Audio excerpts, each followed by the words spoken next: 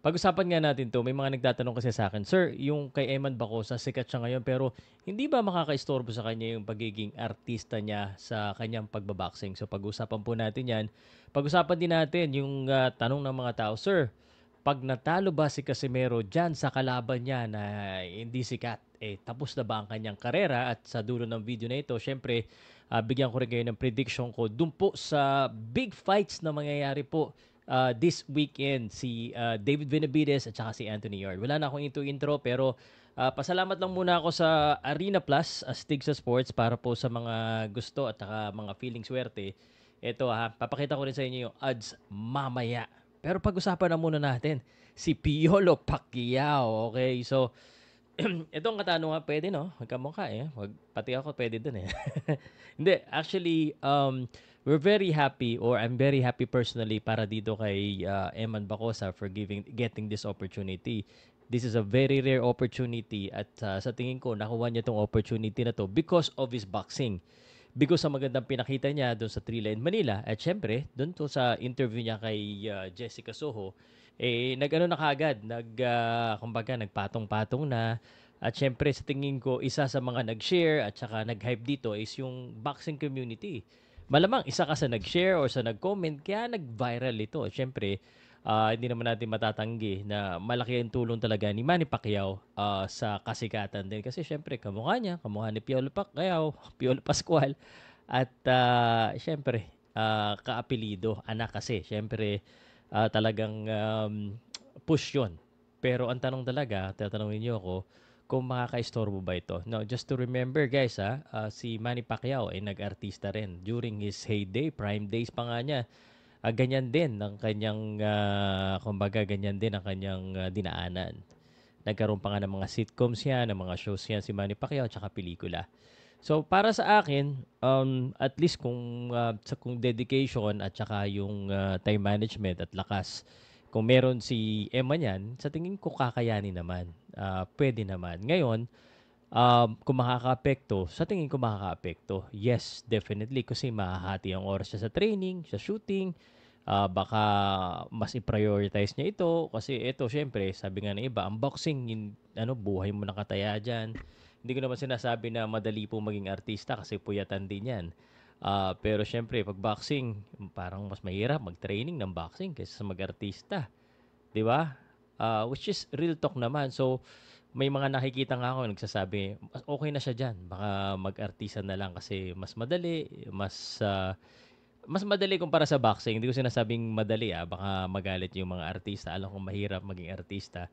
So, kung sakaling gumaling siya mag-acting, gumaling siya talaga at bumenta ang kanya kung ano man commercial or TV show, sa tingin ko masakit man dahil syempre kailangan natin sa boxing ng katulad ni Eman. Gaya ko, ang content ko is boxing, hindi naman talaga celebrity. So pag mawala si Eman sa boxing, syempre wala na naman tayong masyadong pag-uusapan kasi isa na siya sa nagte-trending lagi at napapag-usapan. So sana magawa niya ng paraan na mabalanse ang kanyang boxing career at saka kanyang showbiz career. Sa tingin ko at the early stage naman kaya pa eh. Hindi naman ganun kahihirap yung mga kalaban niya pa.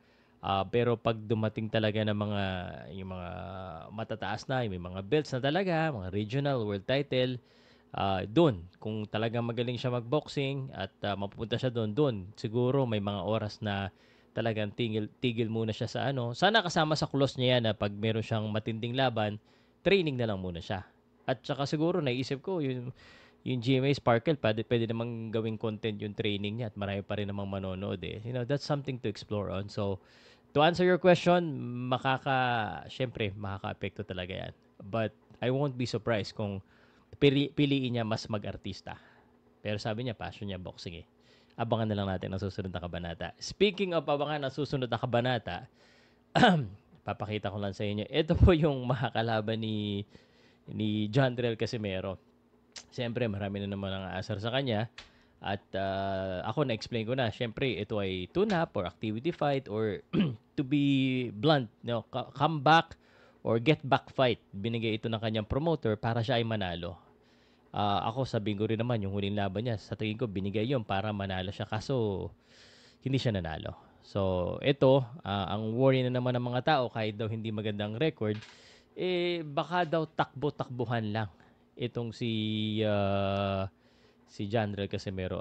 Posible po na kung ako kay General Casimero, ang isa sa training ko talagang takbo, humabol. Paano humabol? Kasi expect na natin yan no? Expect na natin na tatakbuhan siya ng kalaban niya dahil malakas siya. So, dapat hindi na pwedeng gawing excuse yan next time, Janrel, na kasi hindi nakipagharapan. So, bilang isang boksingero, it's not just about power, it's about skills, it's about strategy. So, you already know, dapat meron ka na strategy kung sakaling tumakbo-takbo, yung mukha pa naman tatakbo. Parang isang suntok mo lang, durog na tong kalaban mo. I mean, no disrespect based on the records or anything, talagang parang medyo one-sided na mangyayari. So, sa tingin ko, Casimero by knockout, pero pag natalo siya, wala, tapos na talaga ang kanyang career sa boxing in a way na hindi na talaga siya makakaakyat uli sa level na yung kasikatan niya nandiyan dyan. Pero real talk lang kung magalit kayo sa akin, that's fine. Pero kung matalo ka ba naman ng ganitong record, ibig sabihin, wala na talaga, bumaba na talaga. Yun lang ang katotohanan dyan. Speaking of katotohanan, ito na yung inaabangan nyo. Ito yung main event sa November 22, November 23 sa Pilipinas, madaling araw or parang umaga yata, very early in the morning ipapalabas. David Benavides versus Anthony Yarde. Ang aking prediction, sa tingin ko, David Benavides to undefeated, mas malaki, mas marami sumuntok. At ito po yung odds. Sandali, ito yung odds. Yan. Sa odds pa lang, alam mo na this is courtesy of Arena Plus. Odds pa lang, 1.08. Anthony Yarde, 7.66. May pag-asa ba manalo yung Anthony? Ito, tingnan natin yung ano niya, ha? 24 out of 27. Fair feeling ko, hindi niya. Knockout lang talaga. Ang pag-asa na lagi. Upsets. Ang boxing, pwede talaga maka-upset. Pero I don't see that. I think David Benavides will get this done mid-round to siguro mga third quarter. So, 7 to 9. Parang ganon. Let me know what you think on the comment section, guys.